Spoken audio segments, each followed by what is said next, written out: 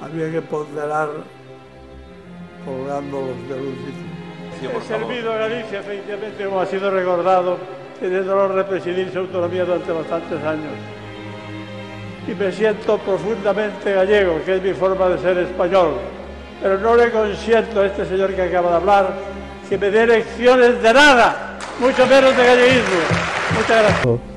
Aunque me llamo Iribarne por el nombre vasco de mi madre, pero mi madre entendió perfectamente de enseñarnos el francés, no el vascuence, que es una lengua muerta. Pero en todo caso, ¿quiere usted hacer el puñetero favor de largarse de aquí y deje? No va usted a hacer nada ya, lárguese. O se larga usted ahora mismo, eso voy a hacer. Tóqueme usted las narices. Pero, lárguese.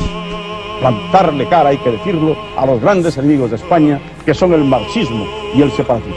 Creo que se debe callarse ya de una vez.